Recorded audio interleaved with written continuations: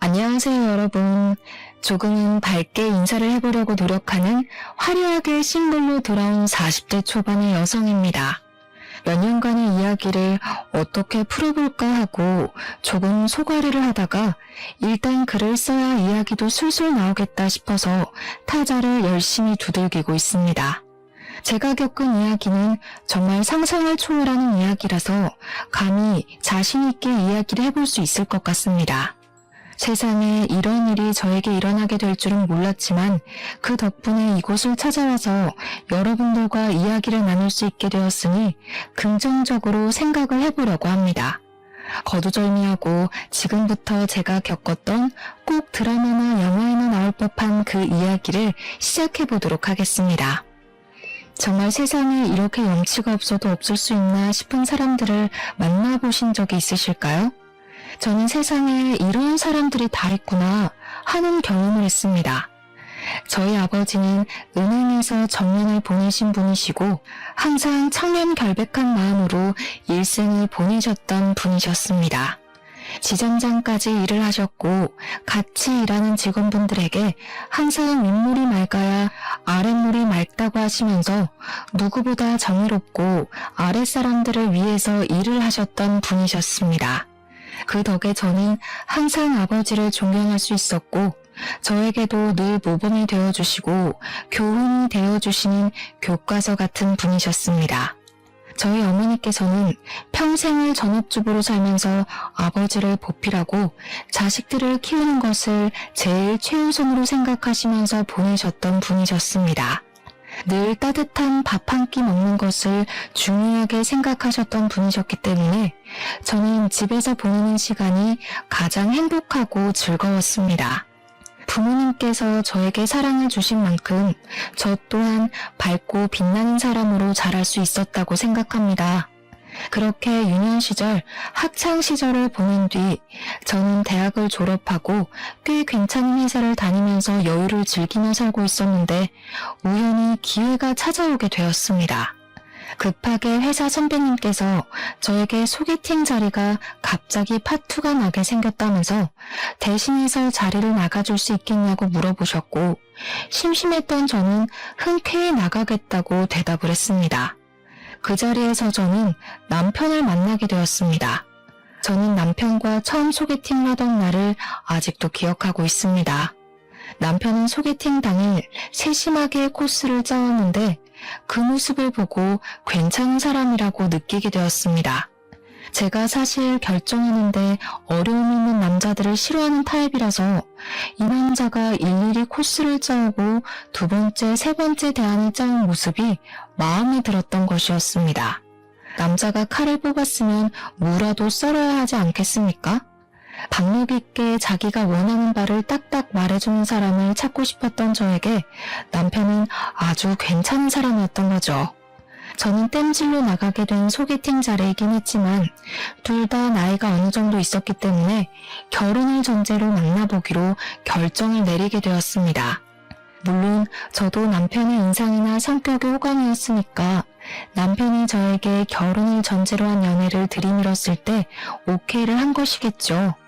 저희는 그 이후에 8개월이라는 시간 동안 서로를 확인하고 사랑을 느끼게 되어 결혼식까지 순리대로 올리게 되었습니다. 결혼식 자체는 양가의 축복 아래 정말 성대하게 치러지게 되었습니다. 아무래도 저희 아버지께서 은행 지점장을 하고 계시니 손님들이 꽤 많이 오셨던 것입니다. 저는 그 당시 백화점 화장품 매장에서 일을 하고 있었고 남편은 평범하게 회사에 재직 중이었는데 맞벌이다 보니 돈 문제에 있어서 크게 모난 부분은 없었습니다.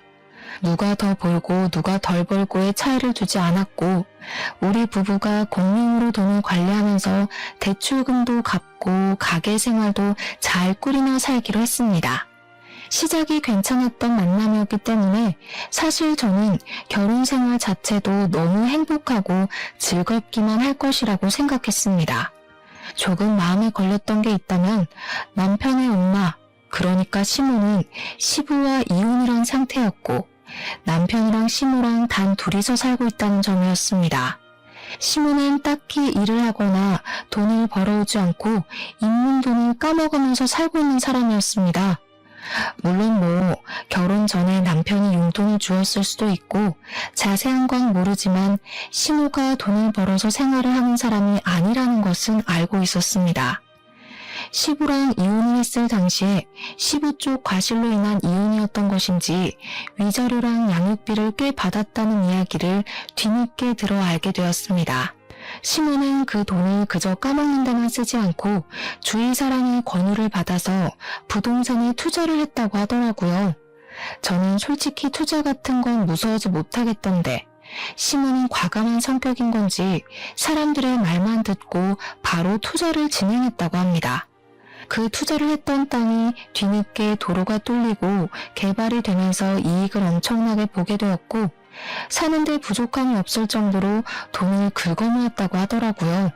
시모는 그 투자 하나가 잘 된 것에 기가 살아서 본인이 상당히 재테크를 잘하는 사람이라고 으스대는 걸 즐기고 사람들의 시선을 받는 걸 좋아하시는 분이었습니다.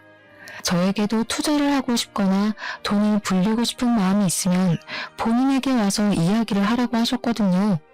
하지만 제대로 공부한 사람도 아니었고 은근 팔랑귀인 부분이 있어서 주위에서 이게 괜찮다더라 하면 일단 투자를 하고 보는 리스크가 많은 투자를 하는 분이셨습니다. 저에게 으스대면서 통장에 돈을 쌓아두는 것만큼 바보 같은 짓 없다고 늘 말씀하셨지만 사실 부동산 투자라는 게 다 그렇지 않겠습니까? 어디가 개발된다더라, 어디에 뭐가 들어선다더라 하는 소문만 듣고 몰렸다가 이도저도 아니게 망하는 사람이 한둘도 아니고요. 그냥 시모는 우연히 주워들은 정보를 가지고 투자를 했던 땅이 재개발이 되면서 로또를 맞은 케이스, 그 이상 그 이하도 아니었습니다. 저는 저희 아버지께서 은행에서 오래 일을 하셨기 때문에 아버지의 투자 방식이 훨씬 더 마음에 들고 안정적이라고 생각을 하고 있었습니다. 단지 수익률은 시모보다 떨어질지 몰라도 아버지께서는 단돈 10,000원을 벌어도 손실이 나지 않는 곳으로 최대한 알아보고 일을 하셨습니다. 시모는 그런 단순한 노력도 없으면서 자기가 벌었던 돈에 대한 뽕으로 취해 사시는 분이었고요. 아무튼 집은 반반 대출로 얻게 되었는데 아버지가 일하시는 은행을 통해서 조금은 손쉽게 대출을 받아 얻을 수가 있었습니다.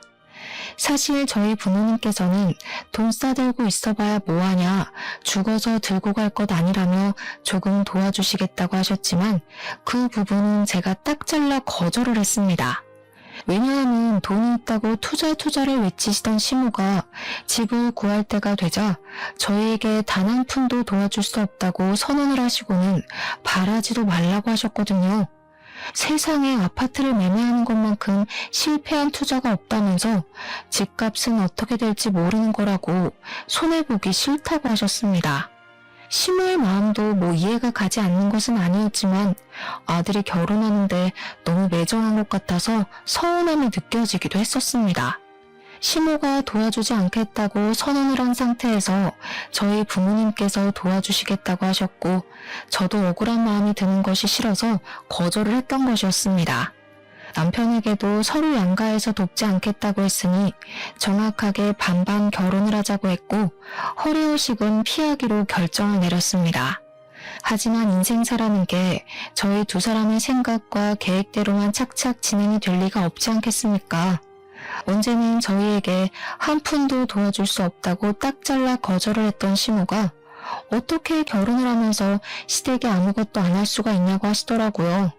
한마디로 본인이 돈 쓰는 건 죽어도 싫지만 받을 수 있는 건 다 받아야겠다고 외치는 놀부심보를 가진 사람이었던 것입니다. 저는 시모가 도와주지 않겠다고 먼저 이야기를 했었기 때문에 사실 받아칠 수 있는 말은 넘치고 넘쳤습니다. 하지만 더 골머리를 썩는 일이 생기게 되었는데 남편의 친부에게서 저에게 바로 연락이 온 것입니다. 누군지도 모르는 번호로 전화가 와서 조심스럽게 받았더니 다짜고짜 저에게 큰 소리로 화를 내시더라고요. 결혼을 한다는 소식을 들었는데 왜 아직까지도 인사를 드리러 오질 않아? 지금 나를 무시하는 거 뭐야? 며느리가 되어서 시합이 될 사람한테 제깍제깍 와야지. 저는 당연히 그 전화를 받고 너무나도 어이가 없었습니다. 남편도 시모도 저에게 남편이 친부에게 인사를 드리러 가야 한다고 언지를 해준 적이 없었기 때문이었습니다. 두 분이 이혼했다는 이야기만 들었지 그 외의 소식을 전혀 들은 게 없는데 어느 누가 친부에게 인사를 드리러 가야 한다고 생각을 하겠습니까? 시댁에서 저에게 언지를 주었다면 저도 준비를 해서 시부를 만나러 갔겠지만 남편조차도 본인 친부에게 인사를 드릴 생각을 하지 않는데 제가 나서서 해야 하겠습니까? 결국 남편과 상의를 한 끝에 친부라는 사람을 만나러 가게 되었는데 저를 아래 위로 훑어보면서 남편에게 말도 안 되는 소리를 하시더라고요. 곰곰이 생각을 해봤는데 말이야. 아무리 양육권 친권을 그 여자가 가져갔다고 하지만 결혼식 같은 중대한 자리에는 엄마보단 아빠가 하는 게 낫지 않겠냐? 내가 친아비인데 혼주석에 앉지 못할 이유가 전혀 없지 않겠냐 이 말이야. 곰곰이 한번 생각을 해봐라. 아무리 그래도 엄마가 앉아야 하지 않겠어요? 네 어미가 혼주석에 앉겠다고 하든 내가 새장가 들은 거 너도 알지? 내 부인이랑 같이 혼주석에 앉는 것도 나쁘지 않을 것 같은데. 저는 그 대화를 듣고 정신이 멍해지는 기분이 들었습니다. 지금의 남편을 평생 키우고 함께 살았던 시모의 자리에 새엄마를 앉히고 싶다고 말을 하는 시부. 그런 사람을 누가 이해할 수 있겠습니까? 제가 그때라도 이 집안이 상당히 콩가루구나, 정상이 아니구나 하는 걸 느꼈을 때 도망을 쳤어야 하는데 말입니다. 사람은 참 미련하고 바보 같은 동물이지 않겠습니까? 이미 신혼집도 다 구해준 상황에서 그냥 이 상황을 모면해야겠다는 생각밖에 들지 않았기에 저는 필사적으로 대화를 다른 주제로 돌리려고 애를 썼습니다. 그런데 이 바보 같은 남편놈이 무슨 생각으로 그런 소리를 한 건지 시모한테 가가지고 시부 이야기를 고스란히 전달을 한 게 아니겠습니까? 이야기를 전해들은 시모는 노발대발 난리를 치면서 그 정신나간 인간이 노망이 난 것이 틀림없다며 분노를 감추지 않았습니다. 자기가 도대체 애 키우는데 뭘 해주는 게 있다고 혼주석에, 그것도 새 마누라랑 앉겠다고 난리야 난리를. 아버지 말로는 엄마가 어차피 재혼도 안 했는데 혼주석 한 자리를 공석으로 두느니 두 부모가 있는 아버지 쪽에 앉는 게 모양새가 낫지 않겠냐고. 그 쳐죽여도 시원치 않을 인간이 노망이 났네. 노망이 났어. 얘 며느리야, 너도 그렇게 생각하니? 대답 생각하고 잘해봐봐. 저는 정말 머리가 부서지는 줄 알았습니다. 제가 거기서 무슨 의견을 어떻게 떠내겠나요? 결국에는 시모가 양육권이며 친권이며 전부 들고 있었고 남편을 평생 키워냈으니 시모가 혼주석에 앉기로 마무리가 되었습니다. 물론 어떻게 보면 당연한 이야기인데도 불구하고 이 문제로 거의 3주간 시모와 시부가 싸우고 난리를 쳤으니 제가 얼마나 힘들었겠습니까? 시부는 마지막으로 저에게 상견례 자리에 시모가 떡하니 가서 앉아 있었으니 자기네 집안이랑도 만날 수 있게 자리를 마련하라고 했습니다. 저희 부모님께 그 이야기를 전달할 때 얼마나 얼굴이 화끈거렸는지 모르겠습니다. 결국 시부가 원했던 대로 결혼 전에 시부네 가족들과 함께 간단하게 언약식 비슷한 스몰 웨딩을 준비하기로 했습니다. 친구들 사이에서도 한동안 이슈였어요. 같은 남자랑 2번 결혼한 여자가 되어버린 거니까요. 부끄럽긴 했지만 그때까지만 해도 긍정적으로 생각을 하려 애를 썼습니다. 웨딩드레스도 2번이나 입어보고 아주 신선한 경험을 한다면서 정말 괜찮은 척, 즐기는 척 하는 척쟁이 생활을 하게 되었습니다. 저희 부모님께서 걱정하시는 만큼 제가 더 괜찮다는 모습을 보여드려야 할 것 같아서 말입니다. 하지만 이것들이 모조리 제 발목을 잡을 일이었다는 걸 그때는 왜 몰랐을까요? 다시 생각해도 조상님이 몇 번이나 이 결혼을 말렸었던 게 틀림없습니다. 그 사달이 난 이후에 시모는 그동안 시부랑 남편이 연락은커녕 서로 생사도 모르는 채로 지내고 있는 줄 알았는데 그게 아니었다는 것을 알게 된 것입니다.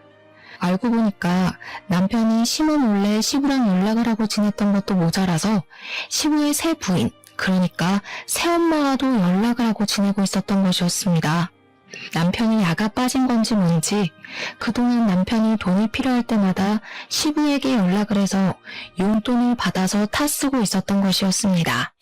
시부는 용돈을 주면서 남편과의 관계를 유지하고 시모 몰래 틈틈이 만나서 밥도 먹고 시간을 보내고 있었던 것이었고요.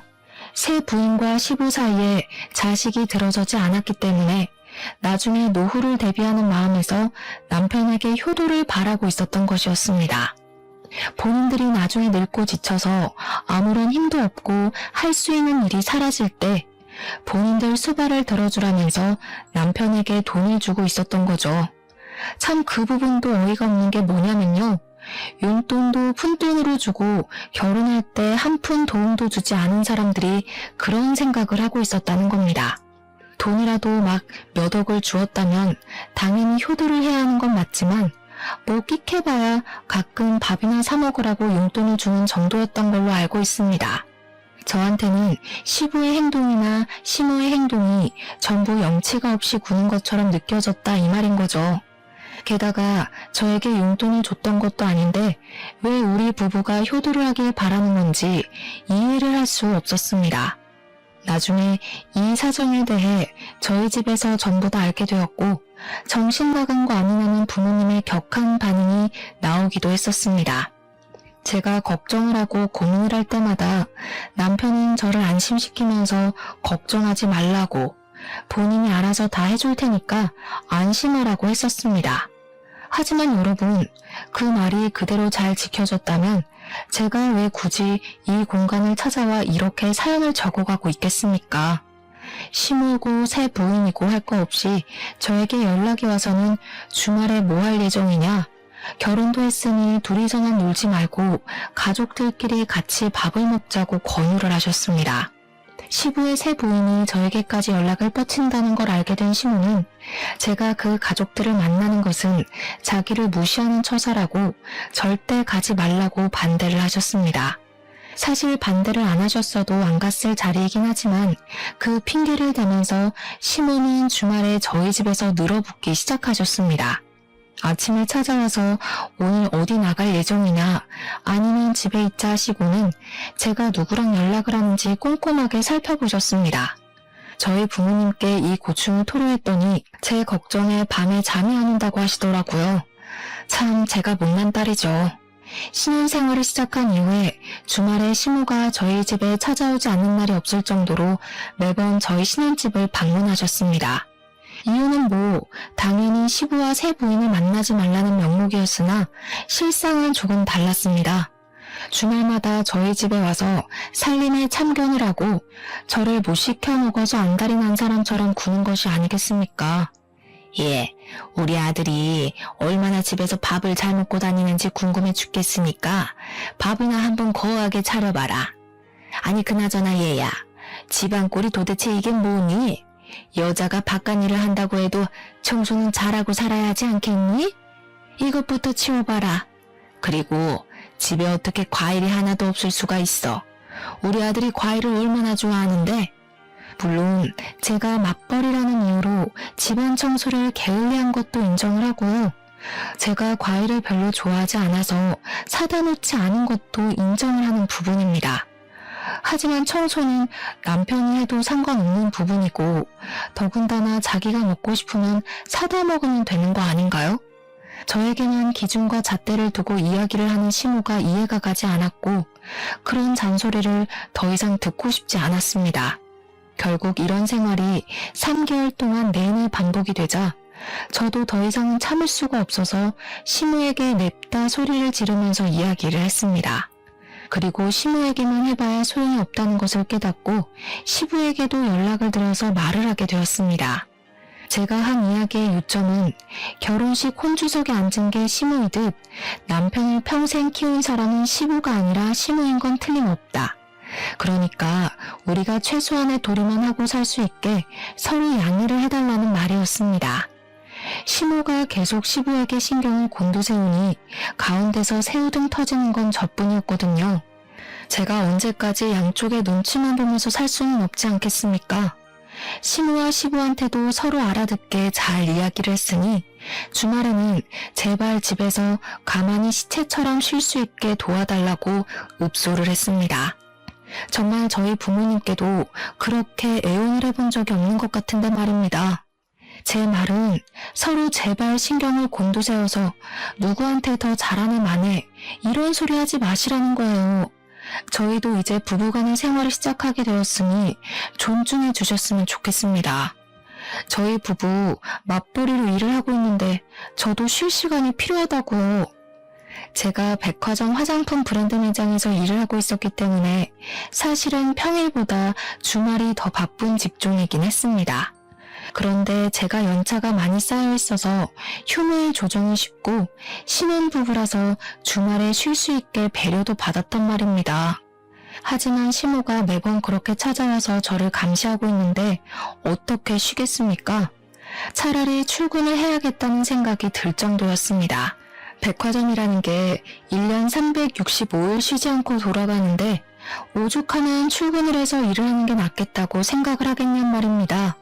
제가 전화로 난리를 치우자 결국 시모도 시부도 저한테 불만이 쌓인 채로 휴전 아닌 휴전을 하게 되었습니다. 그 난리 이후에 저는 다시 평화를 찾게 되었고 참는 게 정답이 아니라는 걸 알게 되어서 불만이 있으면 바로바로 말을 하는 사람으로 변하게 되었습니다. 시모가 그 이후에도 가끔은 저희 집에 찾아와서 트집을 잡곤 했는데 그러면 저도 바로 시댁으로 달려가서 시모의 집에 트집을 잡았습니다.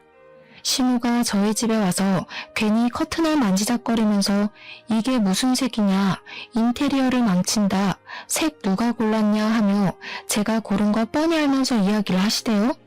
저는 그런 치졸한 모습으로 구는 시모가 어이가 없어서 다음날 바로 퇴근하자마자 시댁으로 찾아갔습니다.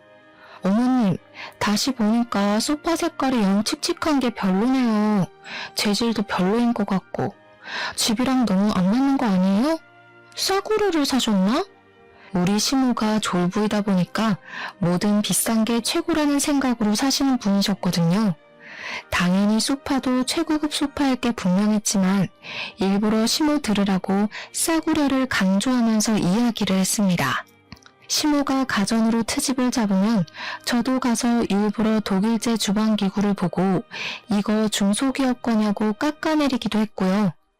저희 시모가 몸집이 조금 뚱뚱하게 있는 편인데 저는 사실 시모보다 키도 10cm나 크고 몸도 호리호리하게 마른 편이거든요. 시모는 그게 또 은근히 비교가 되고 불만이 오는지 자꾸 본인이 안 입는 옷을 저에게 막 주는 겁니다. 저랑 허리 사이즈부터가 다른데 일부러 자기한테는 커서 못 입는 옷이라고 하면서 저에게 사이즈 딱인 것 같다고 가서 입으라고 쥐어주셨습니다.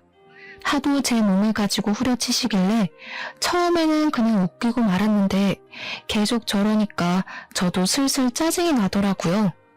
어머님, 이거 딱 보기에도 사이즈가 안 맞아 보이지 않으세요? 어머님 보는 눈이 진짜 없으시다. 저 허리 27 사이즈 입어요. 어머님은 넉넉한 거 찾으셔서 고무줄 바지만 입으시잖아요. 저 이거 안 맞아요. 혹시 이거 한번 입어보신 거 아니에요? 허리가 늘어난 것 같아서요. 은근히 야들야들하게 굴면서 시모를 깎아내리니까 처음에는 시모도 발끈하면서 저한테 난리를 치더니 나중에 가서는 제가 별로다 하니 권하지 않으시더라고요. 저한테 타격을 주는 것보단 본인이 타격을 입는 게 더 많다고 생각이 들었는지 옷을 권하지 않으시는데 참 무슨 심보인지 이해가 가질 않았습니다. 그렇게 결혼 생활에 날을 세운 지도 2년이라는 시간이 지나가고 어느 날 친정아버지께서 정년퇴직을 하시게 되었습니다. 정년퇴직을 한 이후에는 퇴직금을 넉넉하게 받았기 때문에 그 돈을 어떻게 굴릴까 고민을 하시다가 친구분과 사업을 시작하셨습니다. 마스크 사업을 시작하시게 되었는데 그 이후에 전염병이 크게 돌면서 마스크 대란이 일어나게 되었던 것입니다.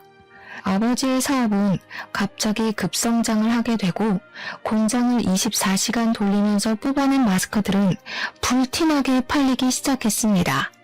오죽하면 24시간을 돌려도 수량을 맞추지 못할 만큼 바빠졌습니다.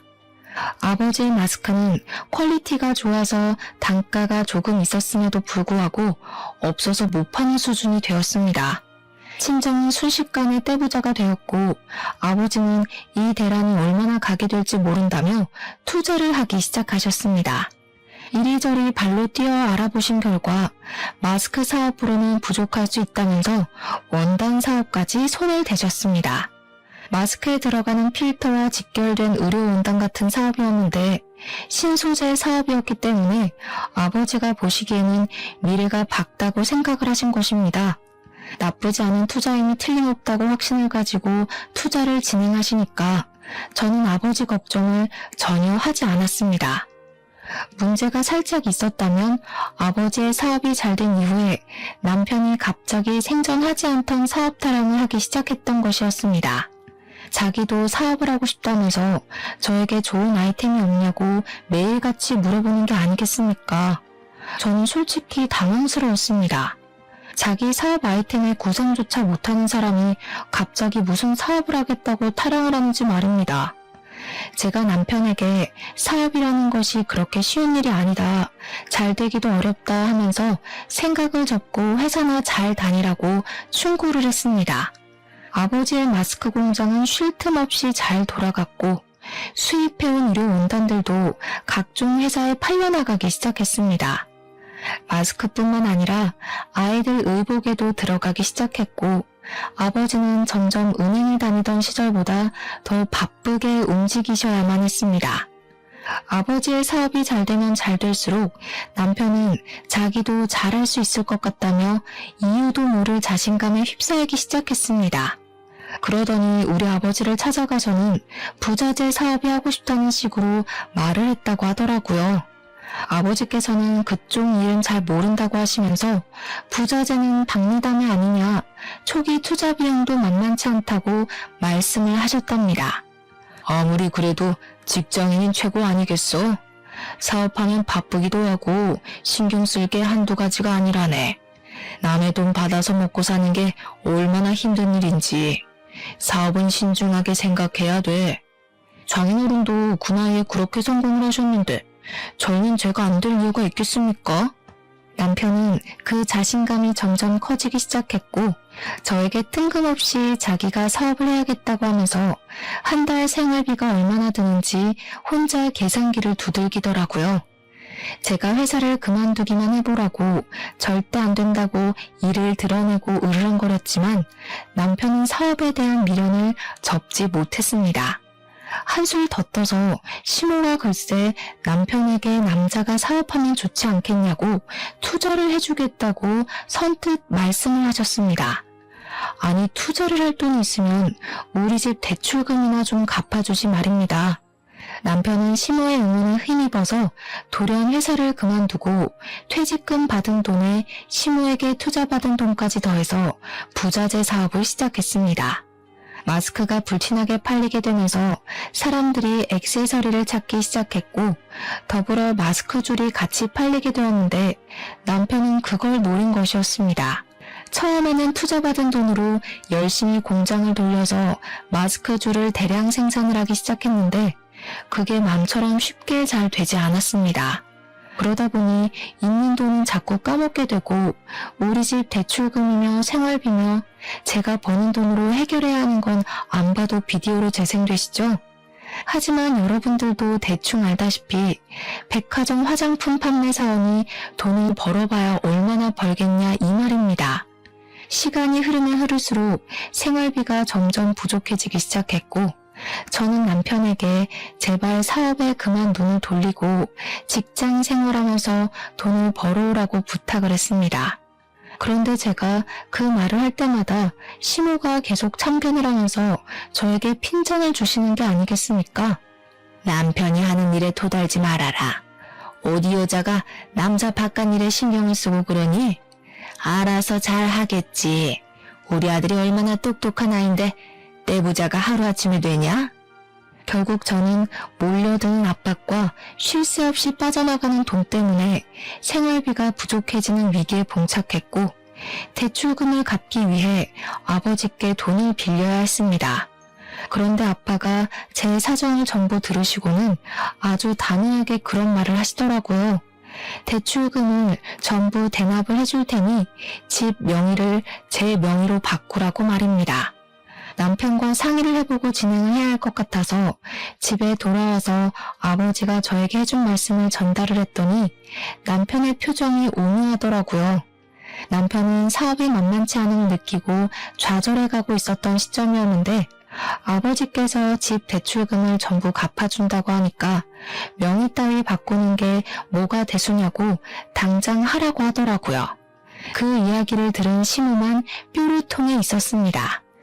대출금 갚아주신다니까 감사하긴 한데 명의는 왜 바꾸라고 하시냐? 누가 그 집 홀라당 까먹는다냐? 또 모르죠. 나중에 집 담보대출이라도 잡히면 큰일이지 않겠어요?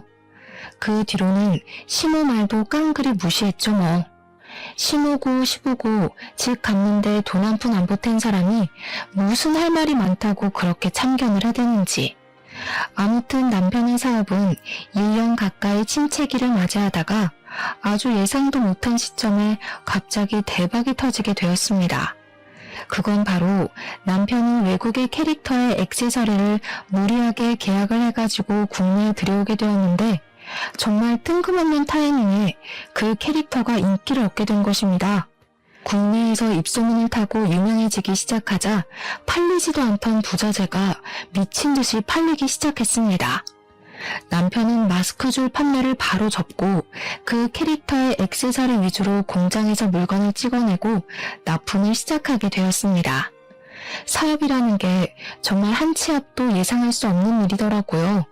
남편의 사업이 언제 침체기를 겪었냐는 듯이 갑자기 승승장구를 하게 되었습니다. 근데 우리 남편이 그 캐릭터를 무리해서 계약했을 당시 돈이 없어서 우리 아버지에게 투자금을 빌린 적이 있었습니다. 저는 아버지에게 이 사람이 다시 직장에 다니는 것이 좋겠다, 도와주지 말라고 이야기를 했었는데 아버지는 사업을 시작했으면 실패도 겪어봐야 성장하는 법이라고 하셨습니다. 그래서 꽤 큰 돈을 턱 빌려주셨는데 그 돈이 무려 2억이나 되었습니다. 그 캐릭터가 사실 해외에서도 그다지 인기가 있었던 캐릭터는 아니라서 부자재를 거의 독점으로 들여오는데 그 돈이 필요했던 것입니다. 그걸 아버지한테 빌려서 계약을 하게 되었는데 이젠 뭐 그 돈을 갚고도 남을 만큼 매출이 훌쩍 뛰게 되었습니다. 그런데 정말 반전으로 그때 저희 아버지의 사업이 갑자기 내리막길을 걷게 되었습니다. 아버지께서 신소재 쪽으로 완전히 눈을 돌렸는데 대기업에서 아버지의 사업 아이템을 훔쳐서 장사를 하기 시작한 것입니다. 대기업을 어떻게 개인 사업자가 이길 수 있겠습니까? 거래처는 물론이고 홍보며 소재 개발까지도 싹 대기업에 빼앗기게 되었습니다. 그때쯤 마스크 사업도 공장들이 풀가동을 하면서 수요가 확 줄게 되었고요. 아버지의 사업이 크게 휘청하게 되었는데 남편의 사업은 나날이 고공행진을 하고 있었습니다. 남편은 독하게도 남편의 공장이 아닌 다른 공장에서 카피해서 판매를 하는 그 캐릭터들을 전부 신고해서 완전히 시장을 독점하고 있었습니다. 인터넷에서 판매되고 있는 짝퉁 제품들을 하나하나 찾아서 신고를 하고 판매 중지를 걸고 있었던 것입니다. 그러면서 남편은 사업이 잘 될 줄 알고 있었다면서 다 자기 능력이라고 말을 하고 다니며 마치 투자에 성공한 시모처럼 으스대고 있었습니다.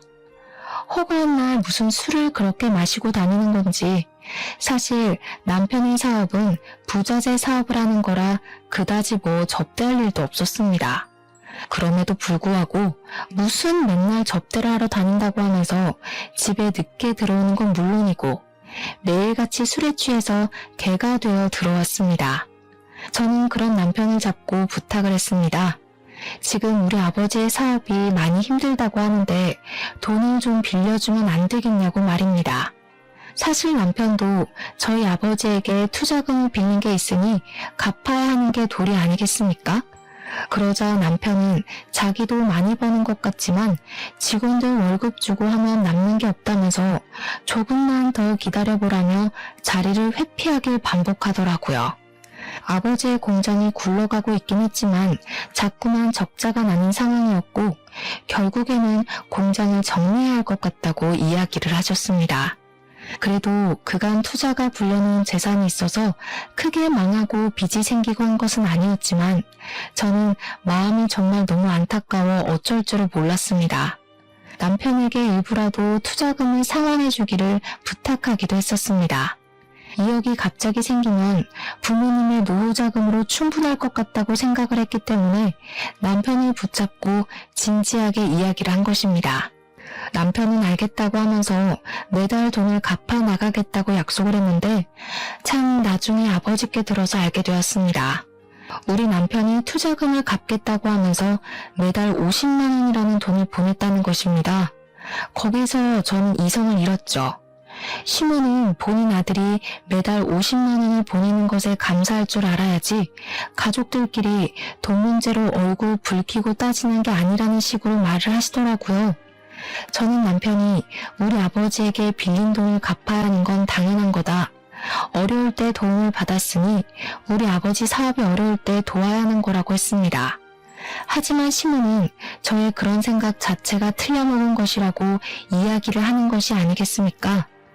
하루는 시모가 우리 집에 참견을 하러 오셨다가 지갑을 두고 가시는 바람에 제가 시모의 집으로 오랜만에 방문을 하게 되었습니다. 사실 지갑만 두고 나오려고 했는데 현관에 있던 주문이 바뀐 걸 보고 의아해서 집으로 들어가게 되었습니다. 저 정말 너무 깜짝 놀랐잖아요. 시모네 집 가구며 가전이며 전부 새 걸로 싹 바뀌어 있었거든요. 어머님, 이게 다 뭐예요? 집 인테리어가 싹 바뀌었네요. 그러니까 시모가 갑자기 동공이 막 흔들리면서 너무나도 당황을 하시는 게 아니겠습니까? 그냥 바꿨으면 바꿨다고 하면 되는데 말입니다. 그 순간 저에게 촉이라는 게 싹 꽂혀 들어왔는데 냉장고, TV, 공기청정기, 세탁기, 건조기, 청소기 전부 새 것으로 바뀐 게 시모가 무슨 돈이 있어서 이걸 다 샀나 싶더라고요. 물론 시모도 바꾸려면 한 번에 바꿀 재력이 없는 건 아니지만 평소에 가전 바꾸는 것에 그다지 신경을 쓰지 않던 분이셨거든요. 이거 혹시 전부 남편이 바꿔준 거예요? 아니, 우리 아들이 혼자 사는 내가 적적해 보인다고 사줬다 왜? 너무 당당하게 이야기를 하시는데 우리 아버지한테는 돈 없다고 한 달에 고작 50만 원 보내는 주제에 몇백, 아니 몇천만 원을 줘가면서 시댁 가구를 바꿔준 게 말이 됩니까? 그것도 멀쩡하게 잘 쓸 수 있는 상품들을. 죄다 새 걸로 교체를 했다는 게 사치 그 이상도 이하도 아니게 느껴졌습니다. 저는 그때 남편에게 정말 조금 남아있던 정까지 모두 다 털려버렸습니다. 저는 바로 친정으로 찾아가 이 모든 사실을 이야기를 했습니다. 아버지, 나 이혼하고 싶은데 지금 살고 있는 집 명의가 제 명의지 않겠어요? 그러니 이혼하고 이 집 팔아서 아버지 사업 급환부를 끄면 어때요?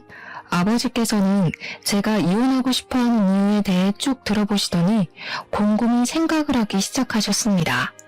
한참 뒤에 벌떡 일어나셔서 저에게 무슨 종이를 하나 내밀면서 도저히 괘씸해서 안 되겠다고 이대로 이혼만 하면 억울하지 않겠냐고 하시더라고요. 그 종이를 읽어보니까 변호사 공증까지 받은 차용증이 아니겠습니까? 자세한 내용에는 남편에게 빌려주었던 돈에 대한 차용증과 그 투자금을 갚지 못할 경우 남편의 회사에 지분을 행사할 수 있다는 공증이 적혀 있었습니다. 애초에 사업을 허투루 하지 않으시는 아버지의 성격이 고스란히 묻어나는 대목이기도 했습니다. 어떠한 경우가 올지 몰라서 미리 그 지분에 대한 영향력을 행사하겠다고 변호사 공증을 받아놓으셨고 사업을 처음 시작한 남편은 뭣도 모르고 도장을 찍은 겁니다. 아버지께서는 그동안 딸의 집안 살림살이에 보탬이 되길 바래서 그동안 권리 행사를 할 생각을 하지 않았던 것이라고 하셨습니다. 하지만 이혼을 이야기한 마당에 이런 것이 다 무슨 소용이냐고 지켜만 보고 있을 순 없다고 하셨습니다. 그러더니 남편에게 친정으로 오라고 부르셨고, 이 모질이 같은 남편은 상황 파악도 전혀 하지 못하고 친정에 와서 떵떵거리더라고요. 제가 월 50만 원 드리는 걸로 부족해요? 사업 실패할 걸 생각하시고 움직이셨어야죠. 어떻게 마냥 사업이 잘 되기만 하겠어요? 미리미리 대비를 하셨어야지. 제가 그 말에 너무 화가 나서 부들부들 떨고 있는데 저희 아버지께서는 태연자약하게 이야기를 하시더라고요. 우리 딸이 자네랑 이혼을 하겠다고 하는데 내가 자네의 만행을 언제까지 지켜봐 줄 수 없지 않겠나? 이거 기억나지? 그러면서 미리 준비해 두셨던 차용증 서류를 꺼내서 남편의 얼굴 앞에 떡하니 들이미셨습니다. 남편이 그걸 읽더니 무척이나 당황해하면서 머리를 긁더라고요. 저도 기억이 나긴 하는데요. 이것도 당장 갚을 돈이 있어야지 갚지 않겠습니까? 아시다시피 저도 매달 50만 원 드리는 게 버거워서요. 갑자기 태도를 바꾸는데 헛웃음이 나더라고요. 이렇게 염치도 없고 눈치도 없는 새끼랑 그 시간을 어떻게 버티며 보낸 건지 참으로 제가 미련스럽고 바보같이 느껴졌습니다. 아버지께서는 오히려 여유롭게 남편에게 이야기를 하셨습니다. 그럼 내가 사업에 대한 권리를 찾아오는 수밖에 없겠구먼. 투자금 2억에 대한 기본 35%만큼의 권리를 행사하도록 하겠네. 수익도 당연히 그만큼 나에게 나눠야 할 것이고 자네가 하고 있는 캐릭터 사업에 대한 저작권 또한 나눠 가지는 게 좋겠군.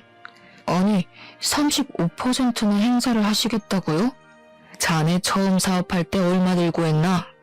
내가 투자해준 2억이 거의 반 이상이라고 알고 있는데 말이야. 내가 35%로 정한 것도 우리 딸을 위해서 했던 거지. 말 맞다나 내가 그 회사의 반 이상의 지분을 가져도 자넨 할 말 없어. 남편은 아버지께 시간을 조금 더 달라고 이야기를 한 뒤 저를 보면서 집에 가자고 일어나라고 하더라고요.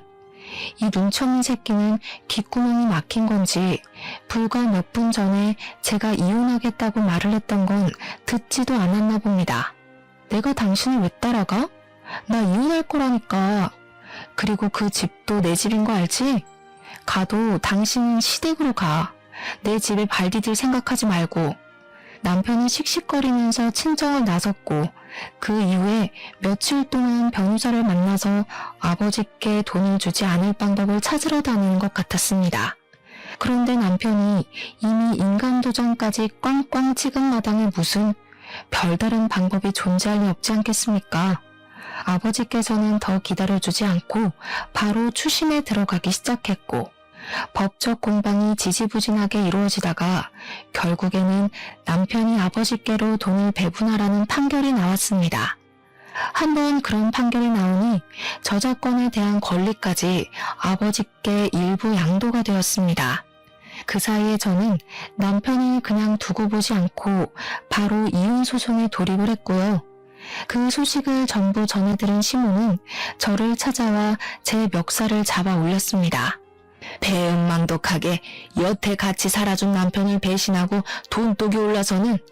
그 말에 너무 열이 받은 저는 시모의 멱살을 같이 잡아 올렸습니다. 제가 그렇게 힘이 셀 거라고 예상을 못한 건지 시모는 놀라서 어쩔 줄 몰라 하더라고요. 지금 누가 누구 보고 배은망덕을 입에 올리는 겁니까? 투자금 받을 때는 세상 효자인 척하면서 평생 효도하겠다고 하더니 월에 50만 원을 줘요? 꼴랑? 시문의 집에 있는 가정가구들은 몇 천만 원 주고 싹 바꿔주면서 돈 없다고 난리를 피우는 게 효도입니까? 그러면서 멱살을 잡고 흔드는데 제가 시모보다 좁기 10cm는 더 크니 시모가 바람에 부는 갈대처럼 흔들리더라고요. 결국 그날 시모는 본전도 못 찾고 돌아가고 남편은 저희 아버지께 수익 배분을 시작했으며 아버지는 그 캐릭터에 대한 사용권을 인정받았습니다. 남편 보란 듯이 마스크며 뭐며 그 캐릭터들을 죄다 찍어내기 시작했습니다. 거기다가 일부러 다른 업체들이 사용할 수 있도록 저작권의 다중계약을 찍어내기 시작했습니다. 당연히 아버지께서도 지분을 인정받았기에 법적으로 아무런 문제가 되지 않더라고요. 당연히 이쪽 저쪽 업체마다 아버지께 연락이 와서 캐릭터의 사용권에 대한 계약을 하기 시작했고 시장에 별로 풀리지 않았던 상품들이 마구잡이로 쏟아지기 시작했습니다. 공급되는 양이 늘어나니까 당연히 남편의 사업권 또한 똥값이 되었습니다. 아버지께서는 그 틈에 사업을 전부 정리하셨고 저 또한 값이 오른 신혼집을 팔아서 정리하고 친정으로 들어왔습니다. 전부 다 정리를 마치고 나니까 직원들 퇴직금을 전부 정산해주고도 넉넉하게 먹고 살 만큼의 돈이 남더라고요. 남편은 그 이후에 점점 입지가 좁아지기 시작했고 캐릭터 사업으로 인해 갑질을 했던 부분으로 인해 사업에 차질이 생겼습니다. 남편의 사업이 빚더미에 앉자 시모가 땅 투기를 해서 벌어두었던 돈까지 모두 날렸다고 하더라고요. 시부는 당연히 손댔고요. 사람의 은혜를 받았으면 당연히 베풀 줄도 알아야 하는 것 아니겠습니까? 염치도 없는 인간들이 제대로 벌받은 거죠. 개구리 올챙이적 시절 기억 못한다고 남편과 시모가 결국 이 사달이 나서 쫄딱 망할 줄 알았습니다. 제 속이 시원해지고 나니까 이렇게 속풀이 사연도 올려볼 수 있게 되었네요. 모쪼록 평안한 하루 보내시고 받은 게 있으면 그만큼 베풀 줄도 아는 여러분이 되길 바라면서 이만 글을 줄이겠습니다.